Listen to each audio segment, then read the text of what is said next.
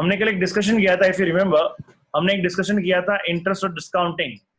आपका इंटरेस्ट और डिस्काउंटिंग बेटा ये ध्यान रखना, किसी भी तरह का कोई भी टर्नओवर हम कंक्लूड करते हैं ना, कैलकुलेट करते हैं, किसी भी तरह का कोई भी टर्नओवर यदि हम कैलकुलेट करते हैं, किसी में भी इंटरेस्ट और डिस्काउंटिंग का पार्ट शामिल नहीं होता। बात समझ में आ रही है?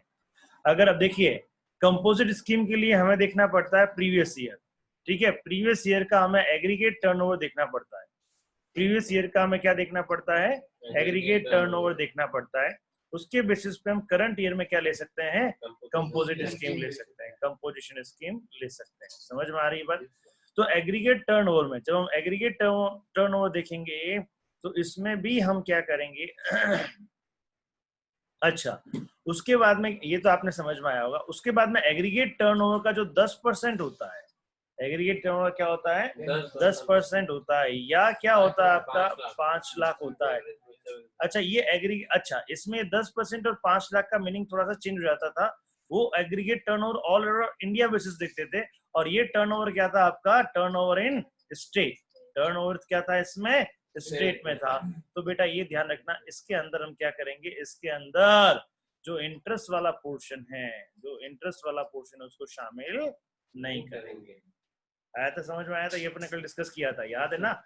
अच्छा चलिए, अब हमको क्या डिस्कस करना था, अपने को डिस्कस करना था दैट इज ये। अब ये बेटा सेक्शन 10(2)A है, ठीक है, ये नोटिफिकेशन था, अब 10(2)A हो गया है। चलिए, अब इसको हम आपके पीछे मतलब इस मॉड्यूल के पीछे दिया हुआ है,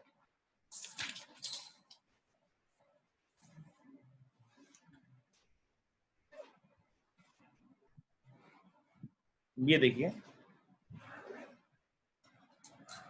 अब कुछ प्रोविजंस हम पढ़ रहे हैं, अमेंडमेंट्स के प्रोविजंस पढ़ रहे हैं। हमने बेटा अभी देखो हमने क्या डिस्कस किया था, व्हाट वी हैव डिस्कस्ड, आपको समझ में तो आ रहा है ना हम जो पढ़ रहे हैं जी? हमने क्या डिस्कस किया था बेटा, हमने जो डिस्कस किया था वो डिस्कस किया था सेक्शन, अब मुझे थोड़ा आइडिया नहीं है पर आप मेरी हेल्प करें। एक तो सेक्शन 10(1) डिस्कस किया था, उसका उसके बाद में उसके क्लॉज ए था, बी था, सी था, फिर इसका एक क्या था, प्रोविजो था, फिर सेक्शन हमने 10(2) डिस्कस किया था, ठीक है, और उसके बहुत सारे कंडीशंस थे, समझ में आ रही है? 10(2) का प्रोविजो भी था, समझ में आ रही है? उसके बाद में सेक्शन 10(3) डिस्कस किया था, 10(4) और 10(5), ये 5 सेक्शंस हमने डिस्कस किए थे, इफ यू रिमेम्बर। और बेटा आप देखो सेक्शंस आपकी टिप्स के होने चाहिए, जीएसटी के सेक्शंस। अब ये रोज के 3-4 पन्ने लिख रहे हो आप, इससे ज्यादा कुछ नहीं है, और इन 3-4 पन्नों में पूरा जीएसटी समाया हुआ होता है रोज का, तो कुल मिला के 40-50 पन्नों में आपका जीएसटी पूरा हो जाएगा। तो ये 40-50 पन्ने रोज चम्मच लेके घोट जाओ, तो ये 50 पन्ने 50-40 मार्क्स के, इससे ज्यादा क्या चाहिए आपको? ठीक है, चलिए। एग्जिस्टिंग प्रोविजन क्या कहता है? एग्जिस्टिंग प्रोविजन ये था आपका, this one, which ever is 5 lakh rupees और विच एवर इज हायर, अपना था ना वो 10% और 5 lakh whichever is higher, ठीक है। अब उसने क्या किया, वो सेम, ये तो सेम रखा। अब आप समझना साहब, इसने क्या किया, ये तो सेम रखा है, ये तो सेम है आपका, ये सेम है as earlier, as it is साहब। समझ में आ रही है बात? एक एक्सप्लेनेशन और जोड़ दिया, एक एक्सप्लेनेशन और जोड़ दिया, समझ में आई? अच्छा, ये अब क्या किया समझो, कमबख्त किया कुछ नहीं उन्होंने। ये पहले क्या था, एक्सप्लेन, ये एक था क्या, नोटिफिकेशन के रूप में था, अलग से नोटिफिकेशन निकला हुआ था। अब उस नोटिफिकेशन को हटा के उन्होंने क्या कर दिया, सेक्शन के एक्सप्लेनेशन में ही जोड़ दिया। समझ में आ रही बात, नहीं आ रही? नोटिफिकेशन हमेशा क्या होता है भैया, नोटिफिकेशन क्या होता है हमेशा कि सेक्शन पूरा डिस्कस कर लिया, उसका एनालिसिस करते हैं, उसमें नोटिफिकेशन आते हैं। इन्होंने उसको सेक्शन के अंदर ही डाल दिया, इन्होंने उनको सेक्शन के अंदर ही डाल दिया। समझ में आ रही है बात? नई नहीं है, बात वही है, लेकिन एक न्यू पैकिंग के साथ में इसका प्लेसमेंट चेंज कर दिया। देखिए क्या है ये, पढ़ बेटा, ये पढ़। Explanation. For the purpose of second proviso, the value of exempt supply of services. अच्छा, अब जरा मैं बात करूं यहाँ पे, अरे मैं अगर अब सेकंड प्रोविजो की बात करते हैं, एक बात देखें, सेकंड प्रोविजो क्या था आपका, अरे ज्यादा फास्ट नहीं, 10(2) या उसका 10(1) का 10(1) का 10 ये सेक्शन 10(1) की बात कर रहा है। 10(1) का प्रोविजन तो 5 लाख और 10 आ लाख गया, ये देखिए ये तो 9 है। अरे बाप रे बाप, सेक्शन ये नोट्स पे देखना कितने पेज नंबर पे था, नहीं क्या मॉड्यूल पे देखना कितने पेज नंबर पे था।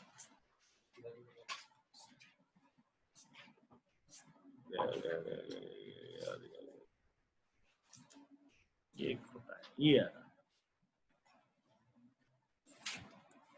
ये देखिए ये रहा इसको, ये provision, this is this provision,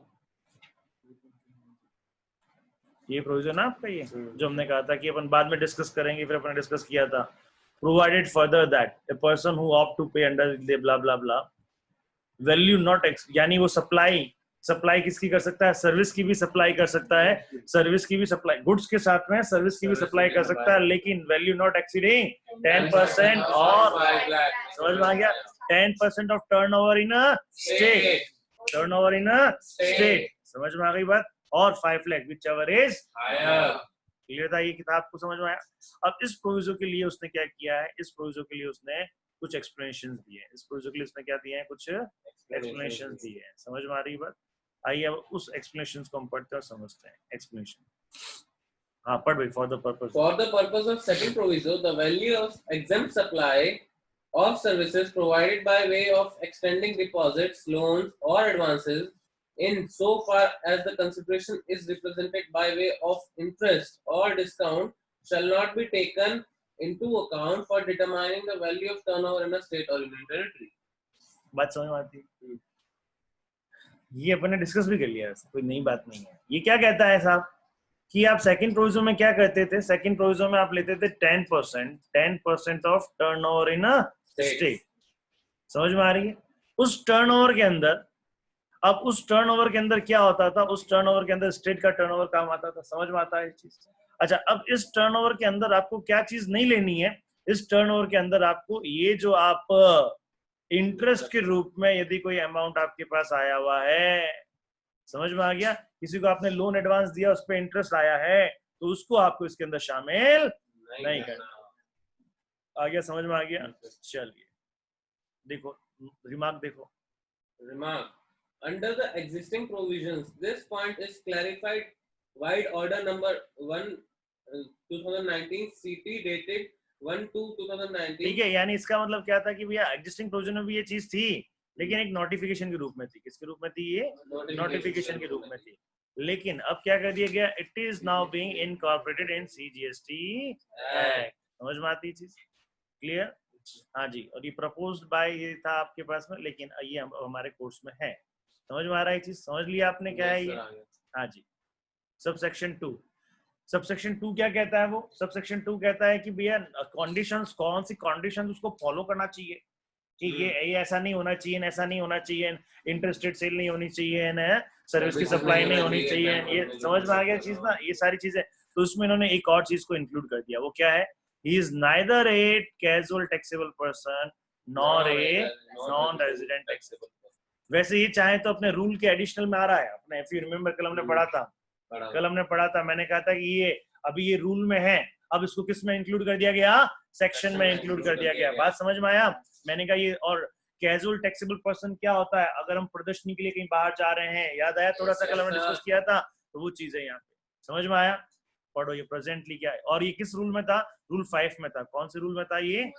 rule number याद रखने की जरूरत नहीं है, रूल में था अपने। समझ में आती है बात? चलिए, but presently this condition that a person opting for composition levy must not be casual taxable person nor a non-resident taxable person is contained in rule 5 of CGST rule। आ गया समझ में? मतलब अभी भी क्या हुआ है, कोई नई चीज बात नहीं बोली भैया, कोई नई बात नहीं बोली, यहां से उठा के उसको वहां पे रख दिया। तो सेक्शन 10(1) और 10(2) इनमें कोई नई चीज नहीं है। समझ में आ रही बात? इसमें सिर्फ क्या है, एक्सप्लेनेशन को ऐड कर दिया, तो वो कहीं और से उठा के अपनी यूनियन बैठा, तेरे को यहाँ नहीं बैठना, तेरे को आगे बैठना है। समझ में आ गई बात? तेरे को यहाँ नहीं बैठना, तेरे को आगे बैठना है। वो तो चीजें तो वो क्यों हुआ है, क्लियर? अब देखिए, this is the new provision, कुछ नहीं है, थोड़ा सा ध्यान रखेंगे। सेक्शन 2A, अब हम जो बात करेंगे ना, ये हमारा कौन सा है? This is our new provision section 2A। अब बेटा अगर मैं बात कहूं तो ये भी नया नहीं है, ये भी एक्सप्लेनेशन के रूप में पहले आया हुआ है, ये भी एक नोटिफिकेशन निकाला हुआ है, ये भी प्रेजेंटली इसका नोटिफिकेशन नंबर आपका अगर मैं बात कहूं 2 सबसेक्शन नोटिफिकेशन 229 का नोटिफिकेशन था। अब इसको भी क्या कर दिया गया, सेक्शन में डाल, इसका एक अलग से सेक्शन बना दिया गया। समझ में आ रही बात? So this is also one kind of what we can say replacement, place change कर दिया आपने का। समझ में आ गई बात? अब ये क्या बला है इसको देखते हैं, ये क्या बला है इसको देखते हैं। आज तो किसी को मच्छर नहीं खा रहे? चलिए पढ़ बेटा पढ़। Notwithstanding anything to the contrary contained in this act, अच्छा, वो कहता है इस एक्ट में कुछ भी लिखा हो उसके विरुद्ध नहीं जाएंगे, but subject to the subsection provisions of 3 subsection 3 and subsection 4 of section 9. अच्छा बताओ भैया, RCM. RCM 9(3) में क्या है, स्पेसिफाइड गुड्स और सर्विसेज, याद है ना आपको, जिसपे RCM लगता है। सप्लाई थी, वो बहुत सारी सप्लाई थी। कौन सी सप्लाई थी आपकी, एक आधी बताओ।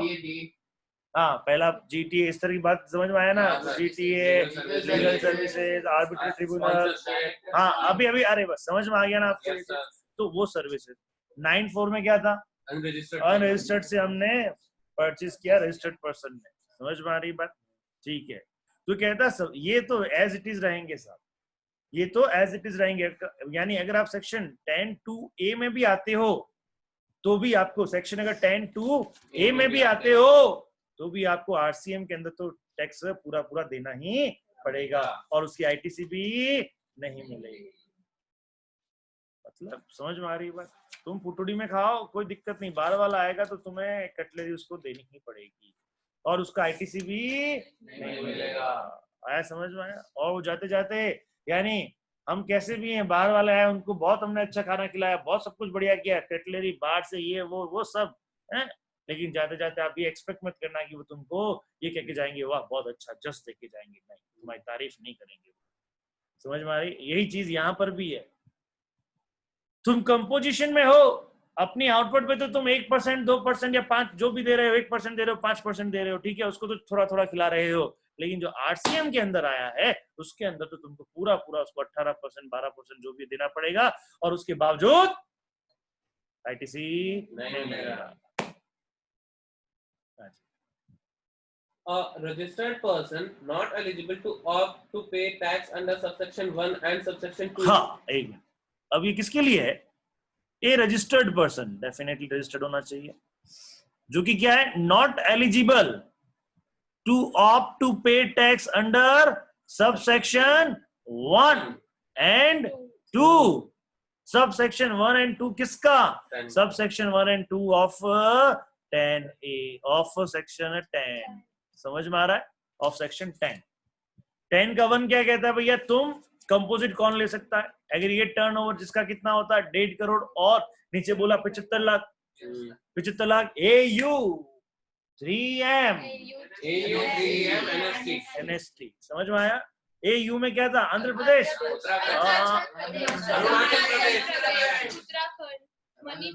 हाँ जी, समझ में आ रहा है? यस, तो उसके लिए क्या इतना था? 75 लाख। अरे जम्मू कश्मीर 1.5 समझ में आया? ठीक है, तो अगर वो कहता है कि अगर तुम, अच्छा उसके साथ साथ में क्या था, वो कहता है कि अगर, और सब सेक्शन 2 में भी क्या था, कुछ कंडीशंस थी भैया, ये नहीं करना चाहिए, ये नहीं करना चाहिए, ये नहीं करना चाहिए। समझ में आ रही है बात? अब वो क्या कह रहा है कि अगर एक पर्सन ऐसा है नॉट ऑलिजिबल, देखो ऑलिजिबल नहीं है, एलिजिबल, लेकिन आपको ध्यान रखना है मैंने ऐसे बोला ऑलिजिबल, ठीक है, to opt to pay tax under subsection 1 and 2। समझ में आ रही बात? मेरी बात समझ में आई नहीं आई? तो पहला कंडीशन क्या बोला इसमें, देखो 10(2) समझते हैं, मेरे को यार थोड़ा समझते हैं 10(2)A समझते हैं, देखो समझ में आता है कि नहीं आता तुमको? सेक्शन 10 क्या है आपका, ये बहुत इंपॉर्टेंट है बेटा, और इसमें से इस बार आएगा। अच्छा हॉट टॉपिक लिखा था क्या? बस हॉट लिखवाया है। हाँ जी, अगर मैं बात कहता हूँ सेक्शन, ये है मेरा सेक्शन 10(2)A, क्या कंडीशन है बेटा? पहला, सबको लिखना होता है बेटा, ऐसे ही क्या करते हो तुम?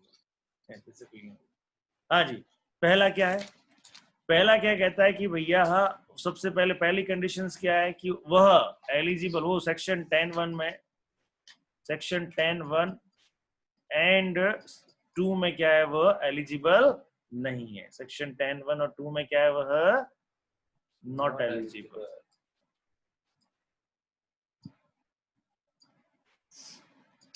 आया समझ में? आया? प्लस हाँ सर इसको थोड़ा प्लीज क्या? कर दो। आगे हो गया क्या?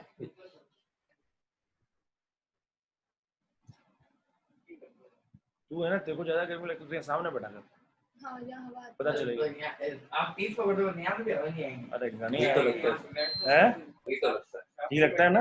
ये देख, हाँ, यहाँ पे तू यहाँ सामने बैठा, तू बेटा इधर बैठेगा, तू इधर बैठा, हाँ तू इधर बैठ, देख तू समझ में, हाँ ज्यादा आवाज ये तो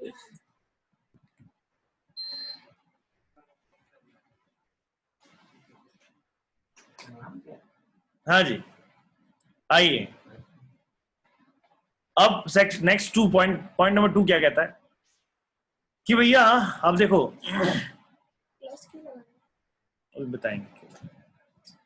अब देखो यहाँ पे, अब क्या कहता है, whose Whose aggregate turnover in the preceding financial year did not exceed 50 lakh rupees may opt to pay in lieu of the tax payable by एक him. मिनट बस, क्या कहता है पहला पॉइंट, तो क्या कहता है वो भैया कि सेक्शन 10(1), 10(2) में क्या है, नॉट एलिजिबल है। दूसरा पॉइंट क्या कहता है वो भैया, दूसरा पॉइंट कहता है कि उसका प्रीसीडिंग फाइनेंशियल ईयर में उसका जो टर्नओवर था, उसका जो टर्नओवर था वो कितना होना चाहिए भैया, up to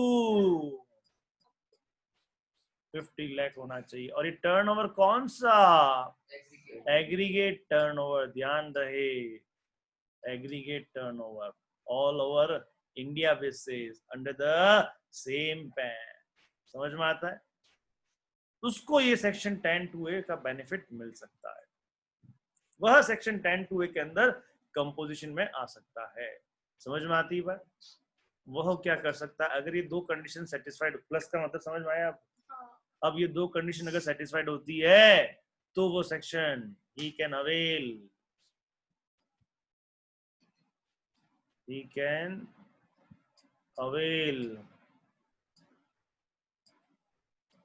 composition scheme under section 10(2)(a) और उसमें फिर क्या होगा, उसको टैक्स देना पड़ेगा, tax at the rate of 3% plus 3%। मतलब समझ में आता है? हाँ जी। और उसके लिए इसको कोई भी नो ITC। लो हो गया सेक्शन 10(2)(a। आया समझ में, आया कि नहीं आया तुमको? Yes sir. हाँ जी। अब लिखना,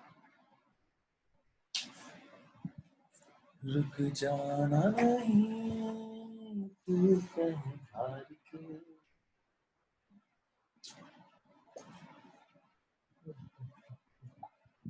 कुछ बातें करनी पड़ेगी तुमसे अकेले में। हाँ जी। ठीक है, novel composition scheme under section 10(2)(a) और इसका मतलब क्या हो गया, क्या रेट है भैया उसका, 3+3। समझ में आता है बात? हाँ जी।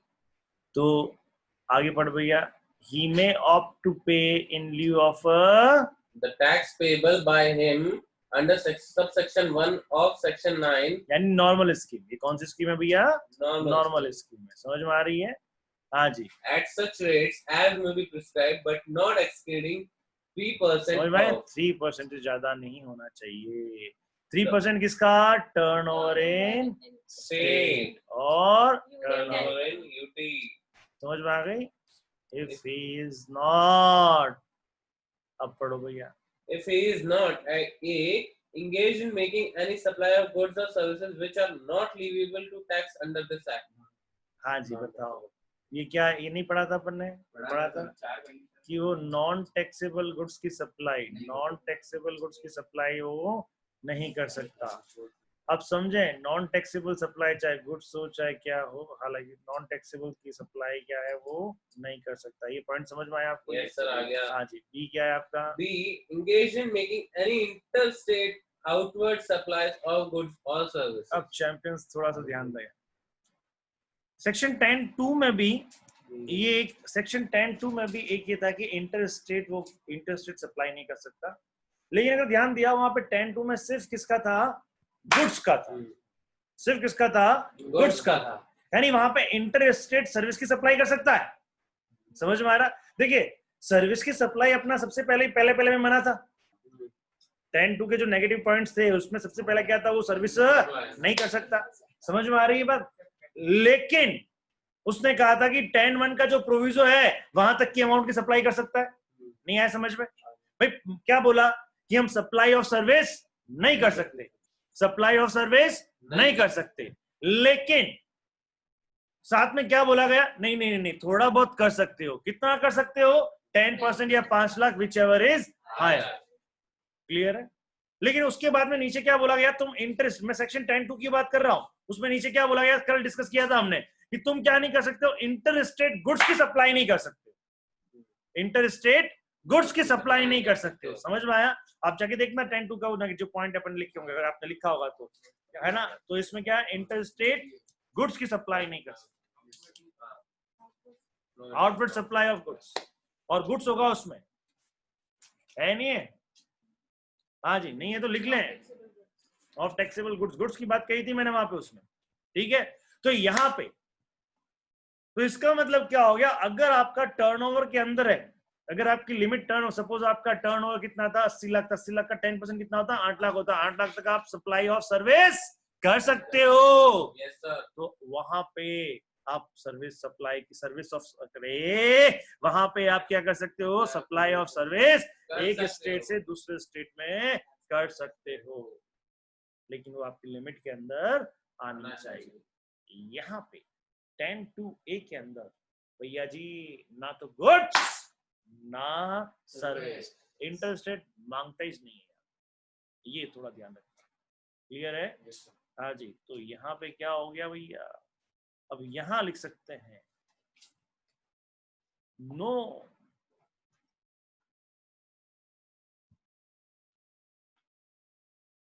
आउटवर्ड सप्लाई ऑफ गुड्स और सर्विसेज। आया समझ में? आया?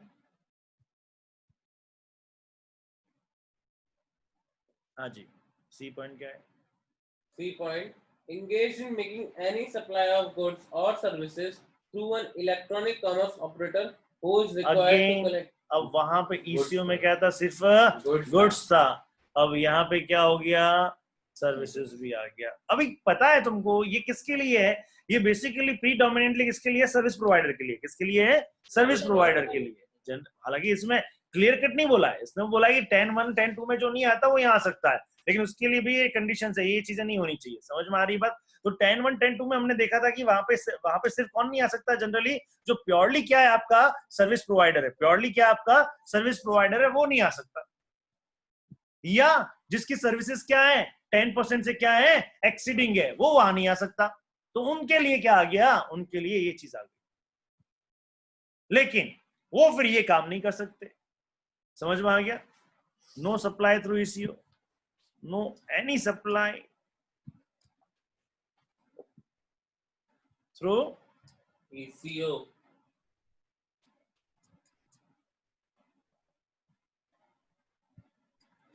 आई समझ में आया ये चीज? Yes sir. हाँ जी। Next D point, a manufacturer of such goods or supplier of if you such remember, goods, पान मसाला, services. समझ में आ गया? पान मसाला, आइसक्रीम, तंबाकू, आया समझ में? आया कि नहीं आया? अच्छा, इसमें आप क्या है? काउंसिल चाहे तो सर्विसेज को भी मेंशन कर सकती है। काउंसिल चाहे तो किसको मेंशन कर सकती है? सर्विसेज को भी। भाई आएगा ही, क्योंकि इसमें सर्विस प्रोवाइडर भी आता है। समझ में आ रहा है? इसमें प्लीज ट्राई टू अंडरस्टैंड। आप समझे प्लीज, इसको समझे।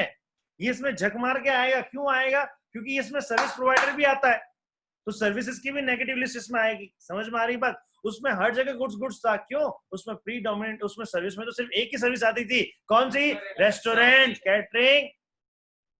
और अभी आज मैं आपको बताऊंगा रेस्टोरेंट कैटरिंग का भी उसमें कोई महत्वपूर्णता नहीं है, उसको लेना ही नहीं, कंपोजिशन में जाना ही नहीं चाहिए रेस्टोरेंट वालों को। वही मैं आपको बताऊंगा, कोई रेस्टोरेंट वाला कंपोजिशन में नहीं जाता, क्योंकि कंपोजिशन में जाओगे तो आप क्या टैक्स इनवॉइस दे पाओगे? नहीं। आप क्या उसमें है अलग से शो कर पाओगे? नहीं।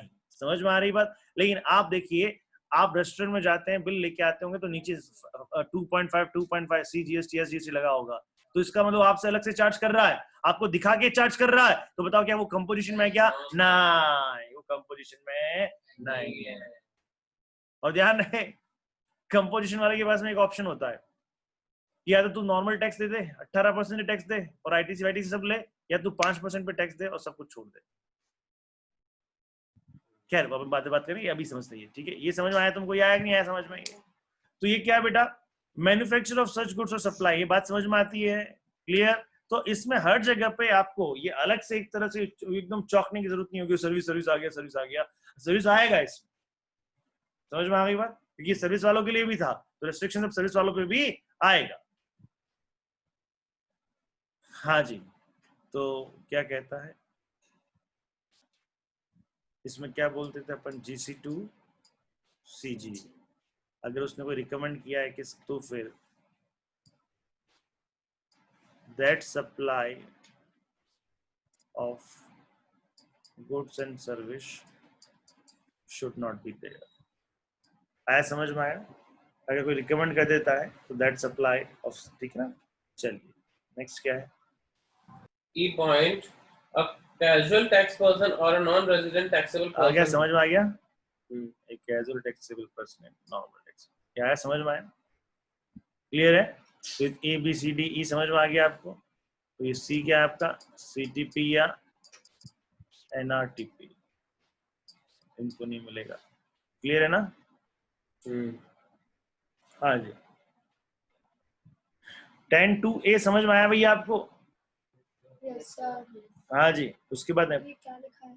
कौन सा? CTP CTP NRTP, non resident taxable person. CTP क्या? कैजुअल टैक्सेबल कर तो बताया, CTP क्या होता है? सुनती नहीं कि यहाँ पे? यही थी। हाँ जी, आगे बढ़। Provided that where more than one registered person are having the same permanent account number issued under the Income Tax Act 1961, the registered person shall not be eligible to opt for the scheme under this subsection unless all such registered persons opt to pay tax under this subsection. आगे समझ में आ गया? एक पे लगेगा, सब पे लगेगा, एक पे भी नहीं, किसी पे भी नहीं। यहाँ पे लिमिट सिर्फ 50 लाख है, यहाँ पे लिमिट सिर्फ क्या है? 50 लाख है। और वहां लिमिट कितनी थी? 1.5 करोड़ और 75 लाख। 1.5। समझ में आ रही बात? यहाँ पे कोई भी स्टेट हो, सारे स्टेट के लिए सब एक जैसा लिमिट। क्लियर है? हाँ जी। चलिए नेक्स्ट पढ़िए साहब। Subsection 3, the option availed by subsection 3 क्या कहता था? सबसेक्शन 3 करंट ईयर की बात करता था। किसकी बात करता था? करंट ईयर की। कि भाई तुम्हारा प्रीवियस ईयर में सपोज कीजिएगा, आप प्रीवियस ईयर के बेसिस पे आपने इस साल क्या ले लिया, आपने इस साल क्या ले लिया, आपने कंपोजिशन ले लिया, तो इस साल क्या होगा? जिस दिन तुम्हारा वो स्पेसिफाइड लिमिट से क्या हो जाएगा? एक्सीड हो जाएगा टर्नओवर, उस दिन से अब तुमको नॉर्मल टैक्स रेट से टैक्स देना पड़ेगा। यही था आपका? Yes, sir. तो यही बात इसमें, ये 3 की जगह ये 3, ये यहाँ पे सबसेक्शन 3 में क्या बोल दिया गया कि यहाँ पे the option available by registered पर, क्या है? सबसेक्शन 1 और सबसेक्शन 2। बात समझ में आ गया? अब कंपोजिशन का जो ऑप्शन है ना आपके पास में, अब देखो कंपोजिशन के लिए पहले सिर्फ एक सेक्शन था, कौन सा सेक्शन था आपका? सेक्शन 10(1). अब 10(1) भी हो गया और 10(2) भी हो गया। समझ में आ रही बात? क्लियर है सबको? क्लियर है? क्या पिच क्लियर है? 10(2)A। हाँ, 10 और 2 तो पहले भी था, 10(1) के साथ में क्या था आपका? 10(2) भी था, और ये कंडीशंस बताता था कि आप ये काम नहीं कर सकते, इसीलिए आप इसमें जाओ। समझ में आ रही बात? तो 10(1) में जाने के लिए पहले हमें 10(2) चेक करना पड़ता था। 10(1) में जा सकते हैं या नहीं जा सकते हैं, उसके लिए पहले 10(2) चेक करना पड़ता था। अगर 10(2) कह देता नहीं तो एलिजिबल नहीं है, तो हम चुपचाप मुंह लटकाए वापस आ जाते। समझ में आ गया? और हम यहाँ पे देखिए, अब पहले क्या होता था, हम 10(2) में गए, मुस्कुराते मुस्कुराते हम कहाँ गए, 10(2) में गए। उसने कहा हमें 10(1) की कंपोजिशन स्कीम चाहिए, उसने कहा आओ चेक करते हैं। अब क्या हुआ, ये चेक किया तो क्या, नहीं नहीं नहीं, तूने तो सर्विस 10% से भी ज्यादा दे दी है पिछले साल में। हाँ माना तेरा 80 लाख का टर्नओवर है, माना 80 लाख का टर्नओवर है, लेकिन यार इस 80 लाख में ना 10 लाख तेरी क्या है, सर्विस है। 10 लाख क्या है, तेरी सर्विस है। तो तू 150 के अंदर आ रहा है, आई अंडरस्टैंड, लेकिन यार एक वो प्रोविजो वाली कंडीशन तू सेटिस्फाइड नहीं कर रहा है, तो सेक्शन 10 तेरे को 10(1) में कंपोजिशन स्कीम नहीं मिलेगी। ये रोने लग गया। आ रहा है, समझ में आ रहा है? Yes, sir. तो इसके आंसू पहुंचने के लिए फिर कौन सा सेक्शन आया, 10(2)A आया। समझ में आ रही बात? इसके आंसू पहुंचने के लिए सेक्शन 10(2)A आया। Hope you understood. आज तुम मेरे रहते तू रो मत, मेरे रहते तू, अरे ये तो इसको हटा, ठीक है ना? हाँ, सर। और फिर वो कहाँ चला जाएगा, फिर वो कहाँ चला जाएगा बेटा, फिर वो चला जाएगा कहाँ पे, 10(2)A के पास में, और वापस वहां चौड़ा हो जाएगा और हंसने लग जाएगा। ये देखो देखो मुझे आया समझ में आ गया चीज। चल तो ध्यान रहे, अब उसके बाद में तो क्या है, अब क्या होगा, अब जहां पर भी, अब देखिए आप दो जगह पे कंपोजिशन ले सकते हो, आइदर 10(1) में और 10(2)A में, 10(1) में या 10(2)A में। तो अब जो नीचे नीचे जितनी भी बात रहेगी, नीचे सेक्शन 10(3) में, 10(4) में, 10(5) में जितनी भी बात रहेगी, वहां 1 के साथ साथ में क्या आ जाएगा, सब सेक्शन 2A भी आ जाएगा। बात समझ में आ रही है? सेक्शन 10(3) कहता था कि करंट ईयर में अगर तुमने प्रीवियस ईयर में क्या किया, अगर तुमने प्रीवियस ईयर में सपोज प्रीवियस ईयर के बेसिस पे तुम्हें करंट ईयर में क्या मिलता है जी, लिमिट मिलता है, और करंट ईयर में तुमने क्या किया, तुम्हारी लिमिट एक्सीड हो गई, जिस दिन से तुम्हारी लिमिट एक्सीड हो गई कंपोजिशन स्कीम लैप्स हो जाएगी। यही था। तो अब वो कह रहा है 10(2)A में भी, 10(2)A में क्या बोलता है कि तुम्हारा प्रीवियस फाइनेंशियल में 50 लाख का लिमिट था, तो तुमने इस बार क्या किया, तुमने ये कंपोजिशन स्कीम ले लिया। समझ में आ गया? तो करंट ईयर में जिस दिन तुम्हारा 50 लाख से ऊपर चला जाएगा, जिस दिन तुम्हारा एग्रीगेट टर्नओवर 50 लाख से ऊपर चला जाएगा, तो आपका क्या हो जाएगा, ये स्कीम लैप्स हो जाएगा। आ गया समझ में? आ गया चीज? हाँ क्या कह रहा है? हाँ तो नहीं आएगा ना, तो बिल्कुल, अरे तो वेरी गुड, अच्छा पॉइंट है, वेरी सही पकड़े हैं जी। यहाँ पे ये मैडम कह रही है सर आप ये कैसे गलत पढ़ा रहे हो, बिल्कुल सही कह रही है मैडम आप। हाँ जी, नहीं नहीं बिल्कुल सही कह रही है। ये मैंने तो ऑप्शन दिया है कि ये वहां चला गया, लेकिन अब देखिए ये वहां चला गया, लेकिन वहां पे भी इसको फिर नहीं मिलेगा। देखो वापस सही कह रही छोरी, सही कह रही है। क्यों? क्योंकि प्रीवियस फाइनेंशियल में क्या है, ये तो कहते हैं बेटा हमारी औकात ही नहीं है, हम तो क्या 50 लाख वालों तक ही डील करते हैं, हमारी तो औकात ही नहीं, हम तो 50 लाख वालों तक ही डील करते हैं। समझ में आ गया? चलिए तो एग्जाम्पल कैसे बैठेगा यहाँ पे, किसी का 45 लाख है, किसी का क्या है 45 लाख है, और उसमें 6 लाख क्या है आपका, सर्विस का है। 6 लाख क्या है, सर्विस का है। ठीक है, समझ में आ रहा है? तो अब इसमें क्या हो गया, देखिए इसकी लिमिट क्या आएगी, इसमें आएगी, नहीं इसमें लिमिट क्या आती है, 10% और 5 lakh, whichever is more. तो यहाँ पे 5 लाख लिमिट है, लेकिन 5 लाख से भी क्या है, 6 लाख ज्यादा है। समझ में आ रही है? 5 लाख और 5 और 6 में ज्यादा कौन होता है, 5 6, ठीक है 6 ज्यादा होता है, तो यहाँ पे ज्यादा, तो ये फिर ये एप्लीकेबल नहीं होगा। तो ऐसे छोटे मोटे खिलाड़ी के लिए क्या आ गया, ये आ गया। समझ में आया चीज? चलिए यस सर, आ गया। चलिए सर, गुड, सही सोचा आपने, थैंक यू। आई अब हम बात करें सब सेक्शन 4 की बात करें, पढ़ो भैया। Subsection 4. A taxable person to whom the provisions of subsection 1 apply shall not collect. क्या कहता है सबसेक्शन 4 क्या कहता है, तुम किसी से टैक्स कलेक्ट नहीं कर सकते। वो सिर्फ 1 की बात करता था, तो अब किसकी बात कर देगा, 2A की भी बात कर देगा। समझ में आ गया बात? समझ में आ रहा भैया? ये देखो ये क्या है, ये अमेंडमेंट है साहब, क्या है, बारी अमेंडमेंट है सर अमेंडमेंट कराओगे? अरे भैया यही करा रहे हैं, आया समझ में आया? ये अमेंडमेंट है साहब। बट भैया क्या है, देख subsection 4 में a taxable person to whom the provisions of subsection 1 or as the case may be subsection 2A applied shall not collect any tax from the recipient on supplies आ गया, made समझ में आ by- गया, ये चीज समझ में आया ना? Yes, sir. चलिए, सबसेक्शन 5 क्या कहता था? आओ भैया, If the proper officer has reason to believe that a taxable समझ में आता है? person- 73-74 की पेनल्टी, on the interest हाँ, or पूरी बारात आएगी, इंटरेस्ट और डिफरेंस का अमाउंट, 73-74 की पेनल्टी। हाँ, वो sir. कहता है कि तुमने तो अब यहाँ पे वही चीज हो गई, वो भी यहाँ पे ये कहेगा, अब वहां पे पहले वो सबसेक्शन 1 की बात करता था, अब ये 2A भी आ गया, तो 2A और इंसल्ट हो जाएगा यहाँ पे। समझ में आ रहा है बात? ये देखिए सबसेक्शन 2 आया, समझ में आया चीज? Yes, sir. चलिए, हाँ जी, ये पढ़िएगा सेक्शन 73 और 74, सिलमुटंडिस मुटाटिंस। समझ में आता है नहीं आता भैया ये आप? As it is, Mutatis. जैसे सपोज जो रूल्स रेगुलेशंस पे अप्लाई होते हैं, this will apply to you mutandis mutatis as it is, same to same without word any change, sing without single change. ठीक है, Yes, sir.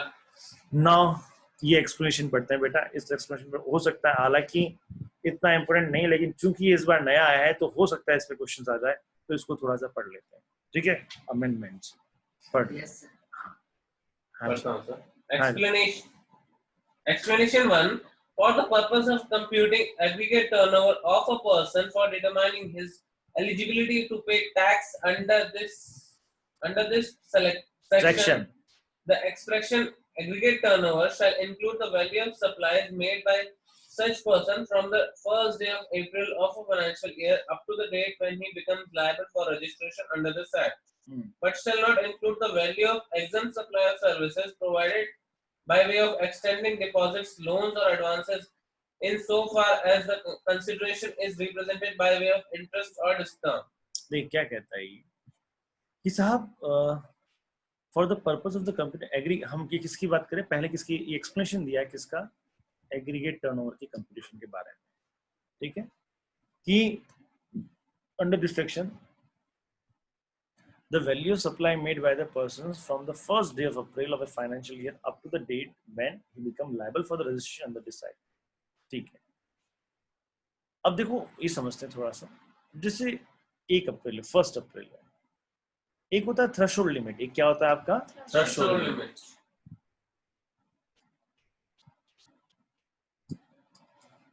मैं threshold limit में 20 लाख लेके चलता हूँ, बाकी क्या बला है बाद में समझाएंगे। 10, 20, 40 4 लिमिट है। ठीक है, थ्रेशोल्ड लिमिट का मतलब क्या होता है? अब देखो, जैसे एक बंदा है जिसने 1 अप्रैल 2020 को उसने अपना बिजनेस स्टार्ट किया। ठीक है, बर्बाद हो जाएगा, 19 कर दो, 20 में बिजनेस स्टार्ट कर क्या करेगा? चलिए, सैनिटाइजर का बिजनेस स्टार्ट किया, चलो ठीक है, बढ़िया। 2020 में उसने क्या किया? स्टार्ट किया, बिजनेस स्टार्ट किया। अब मुझे एक चीज बताओ, यहाँ पे उसको जीएसटी के अंदर रजिस्ट्रेशन लेना पड़ेगा या नहीं लेना पड़ेगा? जीएसटी के अंदर रजिस्ट्रेशन नहीं लेना पड़ेगा, क्योंकि जीएसटी का रजिस्ट्रेशन कहता है जिसका टर्नओवर 20 लाख तक की है, जिसका टर्नओवर 20 लाख तक की है उसको जिसको इसका मतलब एक 10, 20, 40 की बात करेंगे आगे, जिसका टर्नओवर इस लिमिट तक है, मैं 20 लाख लेके चल रहा हूँ, उसको अभी जीएसटी में रजिस्ट्रेशन लेने की आवश्यकता नहीं है। क्लियर? तो यहाँ पे उसको लिमिट लेने की आवश्यकता नहीं है। हम आगे बढ़े और आ गया हमारा 1 जुलाई। क्या आ गया हमारा? 1 जुलाई 2020। दबा के धंधा चला। अब यहाँ पे क्या हुआ? अब यहाँ पे 1 जुलाई इसको यहाँ पे इसकी 20 लाख की लिमिट क्या हो गई? एक्सीड कर गई। क्या कर गई? एक्सीड कर गई। अब बताओ इसको रजिस्ट्रेशन लेना पड़ेगा या नहीं लेना पड़ेगा? यहाँ पे रजिस्ट्रेशन लेना पड़ेगा। समझ में आ रहा है चीज? नहीं आ रहा? यहाँ पे वो तुमसे पूछेगा कि अच्छा अब बताओ रजिस्ट्रेशन लेना पड़ेगा, तो रजिस्ट्रेशन आप 2 जगह ले सकते हो। रजिस्ट्रेशन आप 2 स्कीम में ले सकते हो, या तो आप कंपोजिशन में ले सकते हो या नॉर्मल टैक्स रेट में ले सकते हो। समझ में आ रही बात? बताओ इसको यहाँ कंपोजिशन मिलेगा या नहीं मिलेगा? मिलेगा, क्योंकि ये प्रीवियस ईयर में देखेंगे तो प्रीवियस ईयर में तो धंधा ही नहीं था। मिलेगा। समझ? कंपोजिशन मिलेगा नहीं मिलेगा? हाँ मिलेगा। नहीं मिलेगा नहीं मिलेगा? क्यों? आप धंधा ही नहीं थे तो कैसे चेक करेंगे? समझ में आ रही बात? मिलेगा। हाँ जी, तो उसने कंपोजिशन के अंदर रजिस्टर्ड कर दिया। क्लियर है? अब देखिए, अब मैं थोड़ा आगे इसके ऊपर लिखूंगा बेटा, थोड़ा सा देख लेना ना, नहीं तो मेरे को वहां प्लेन के कागज पे लिखना चाहिए था, कोई बात। अब यहां से आगे चले और फिर एक हमारा आया 30 दिसंबर। क्या आया है? 30 दिसंबर 2020। अब यहाँ पे मेरा टर्नओवर 150 लाख से ज्यादा हो गया। समझ में आती बात? Yes sir. I can say this, मैं ऐसे बोल रहा हूँ ज्यादा हो गया, चलो ऐसे नहीं बोलते हैं, कुछ टर्नओवर लिखते हैं। समझ में आ रही है चीज? ज्यादा क्या हो गया? अच्छा, यहाँ पे अब इसके बीच में क्या हुआ, मेरा टर्नओवर 130 लाख रुपया हो गया।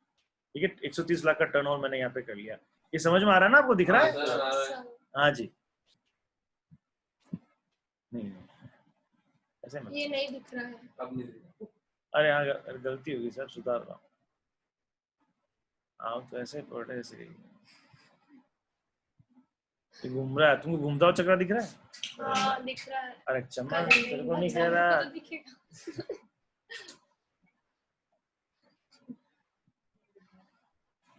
एक मिनट तो कर रहा है, सो हाँ जी, अरे चला गया।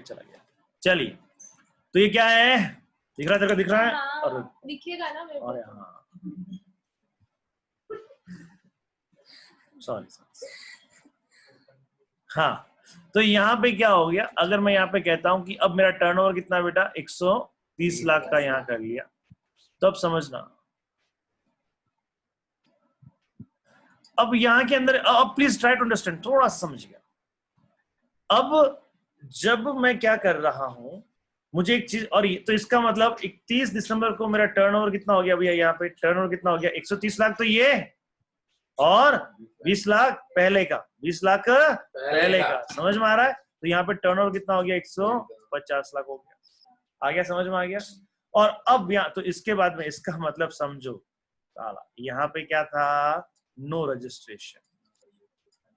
समझ में आ रहा है कि नहीं आ रहा है? Yes sir. यहाँ पे क्या था? कंपोजिशन। और यहाँ क्या होगा? नॉर्मल टैक्स पे। आता है? समझ में आता है? Yes sir. वो कहता है कि देखो समझो, तुम जो 150 लाख की पहली बात वो कहता है, तुम जो 150 लाख का जो भी कैलकुलेशन करोगे, उसमें इस वाले टर्नओवर को भी शामिल करोगे। Yes sir. समझ में आ गया? From the 1st April to the date of, on that particular date on which he is become liable to be registered. समझ में आ गया? नहीं आया समझ में? आ गया। लेकिन अब तुमको, अब ऐसा नहीं है कि तुम मेरे, सपोज कीजिएगा एक क्लाइंट आया, क्लाइंट कोई भी, सपोज आप प्रैक्टिसिंग चार्टर्ड अकाउंटेंट, आपके पास में क्लाइंट आया, बोला सर मेरा रजिस्ट्रेशन, मेरा 20 लाख हो गया, मेरा रजिस्ट्रेशन करवाना। मैंने कहा ठीक है करवा लो सर। आपने कहा करवा लो। तो सर मेरे को कंपोजिशन मिलेगा? हाँ मिलेगा। ठीक है सर, तो कंपोजिशन में तो 150 लाख की लिमिट है ना? मैंने कहा हाँ बिल्कुल है। तो सर 150 लाख या नहीं, अब से 150 लाख रुपए पे मैं टैक्स 1% दूंगा। बक कहीं का। समझ में आ रही बात? अरे कंपोजिशन स्कीम के अंदर टर्नओवर जब हम कैलकुलेट करते हैं, तो उसके अंदर जिस दिन से 1 अप्रैल, जिस दिन से तुमने बिजनेस स्टार्ट किया, समझ में आ रही है? ईयर 1 की बात कर रही हूं मैं। जिस दिन से तुमने बिजनेस स्टार्ट किया to the till the date जिस दिन तुम क्या थे उसमें रजिस्ट्रेशन के लिए लायबल हुए थे, वो भी 150 लाख के अंदर शामिल किया जाएगा।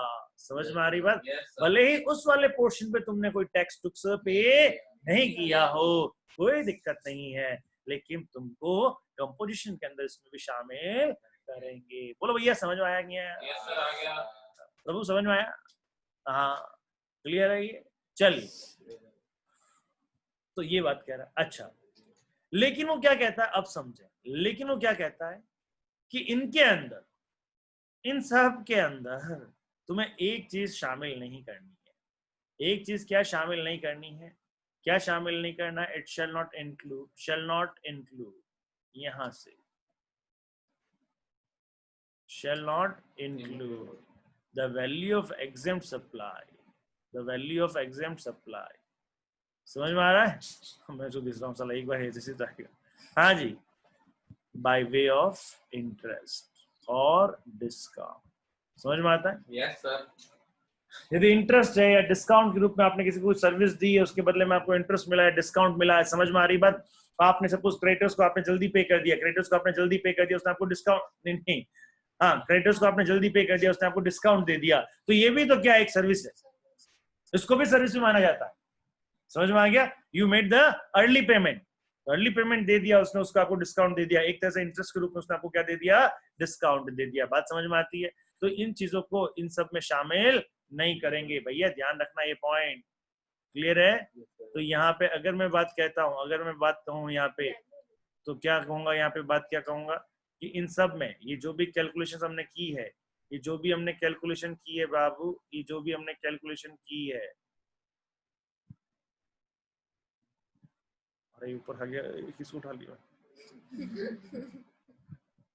हाँ जी, ये जो भी हमने कैलकुलेशंस की है, समझ में आ गई? इसमें क्या चीजें शामिल नहीं होगा? इंटरेस्ट और डिस्काउंट को शामिल नहीं किया जाएगा। समझ में आया चीज? Yes, sir. भैया जी ध्यान रख लियो, Yes, sir. मैंने अच्छे से समझा दिया है। Yes, अब sir. भूल गए तो तुम्हारी क्या है, मेरा कोई गारंटी ना है इसमें। Okay, sir. ठीक है?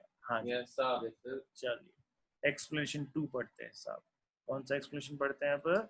2. एक्सप्लेनेशन 2 क्या कहता है? देखो एक्सप्लेनेशन 2, एक्सप्लेनेशन 2 ये रहा। हाँ जी, पढ़ बेटा। For the purposes of determining the tax payable by a person under this section, the expression turnover in state or turnover in Union Territory shall not include the value of the following supplies, namely, first, supply from the first day of April of a financial year up to the date when such person becomes liable हाँ जी, क्या for कहता है? registration. क्या कह रहा है ये कहता है कि तुमको 150 लाख पे टैक्स देना था एक तरह से, ठीक है, लेकिन उस 150 लाख में वो 20 लाख भी शामिल है, जो कि तुम इनिशियल 20 लाख भी शामिल है, और वो 20 लाख शामिल है लेकिन उस पर टैक्स नहीं देना पड़ेगा। आ रहा है? समझ में आ रहा है कि नहीं आ रहा है? For the purpose of determining the tax payable by a person under this section, the expression turnover in the state शामिल होता है। समझ में आ रही बात? turnover in the state शामिल होता है। अच्छा, turnover in the state यानी अब समझेगा, अब जो टर्नओवर इन द स्टेट है, आपने ये तो 150 लाख तो ले लिया, ये तो एग्रीगेट टर्नओवर के बेसिस पे होता है आपका, और लेकिन जब हम टैक्स पे किस पे करेंगे? Turnover in the state. तो टर्नओवर इन द स्टेट में जब आप टैक्स पे करोगे ना, तो इसमें इस 20 लाख को शामिल मत करना, यानी इस 20 लाख पे आपको टैक्स पे करने की आवश्यकता नहीं, जो अभी अपने डिस्कस किया। समझ में आ गया? चीज समझ में आया कि नहीं आया? यही वो एक्सप्लेनेशन कहता है। और इसमें और क्या शामिल नहीं करेंगे? यही क्या शामिल नहीं करेंगे? बाय वे ऑफ इंटरेस्ट और डिस्काउंट उसको शामिल नहीं करेंगे। This is all about your amendments. आया? समझ में आया? ये है आपका, ये चैप्टर है आपका। समझ में आया? ये चीज समझ में आया? अब आज आप क्या करोगे? आपका एक, अरे 9 बज गए, चलो कोई बात नहीं, हम नेक्स्ट चैप्टर स्टार्ट कर देंगे, ऐसा कोई दिक्कत नहीं। और क्या है, आधा घंटा है ना आपके पास। चलिए अब देखिए, तो आज आप एक काम करना बेटा, आज प्लीज एक काम करना और दिल से काम करना। Yes, sir. क्या काम करोगे?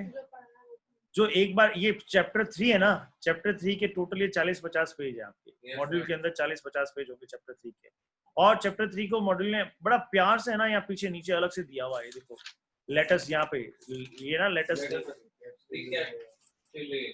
समझ में आया? तो यहाँ से उसने बहुत अच्छे से दिया यार, तो इसको एक बार करना है, ये पूरा एक बार पढ़ लेना यार। हाँ, रिकैप नहीं, तुम तो एक बार ये चैप्टर 3 पूरा पढ़ोगे एक बार, Yes, sir. ठीक है, शुरू से लेके एंड तक, इसके क्वेश्चंस वगैरह सारे कर लेना एक बार, हमें पूरा समझ में आना चाहिए। अब चीज क्लियर है? समझ में पूरा चीज हमको आना चाहिए। मेरी बात समझ में आ गई आपको? अब जहां पे अब आप ध्यान रखना, जब आप सेक्शन 10 पढ़ोगे तो 10 में अब आपको 10 पढ़ोगे, 10 क्या पढ़ोगे आप? 10(1) पढ़ोगे, 10(2) पढ़ोगे, 10(1) और 2 के बाद में सीधा 2A पढ़ना है एक बार, फिर 10(3) और उसमें, पर जब 10(3) करो ना तो वहां पे लिखना सबसेक्शन 1 एंड 2A।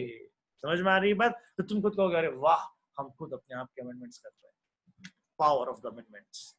बात समझ में आई कि नहीं है? Yes, sir. ये करना बड़ा मजा आएगा, you will enjoy this thing. अरे हम खुद कर रहे हैं, हमें किसी की जरूरत नहीं है, हमारे अंदर इतना कॉन्फिडेंस है। क्लियर? Yes, sir. चलिए, थैंक यू। चलिए अब हम जीएसटी को आज नया चैप्टर शुरू कर देना यार। नहीं करना तो पड़ेगा, थर्सडे अच्छा वाला है, फ्राइडे अच्छा वार होता है। थर्सडे अच्छा होता है। हमारा एग्जाम थर्सडे को स्टार्ट होता है। चलिए आज 15 लोग ही हैं, आज कौन नहीं है? अच्छा देखो देखो मोहित है। कौन कौन नहीं है भैया? दिशा नहीं है, दिशा दिशा रागिनी दोनों ही नहीं है। रागिनी है, चल अरियन कहाँ चला गया? अभी तो था। नहीं है। अरे हो गया। चलिए साहब, खैर एनीवेज इसको यहाँ पे एंड करते हैं और हम स्टार्ट करते हैं अपना अकाउंट्स की क्लास स्टार्ट करते हैं। और मैं विद इन मैं 9:15 पे मैं अकाउंट्स की क्लास 9:10 पे 9:15 पे अकाउंट्स की क्लास स्टार्ट करते हैं भैया, ठीक है? हाँ, हाँ। चलिए 9:15 पे अकाउंट्स की क्लास स्टार्ट करते हैं। Thank you. Thank you so much, sir.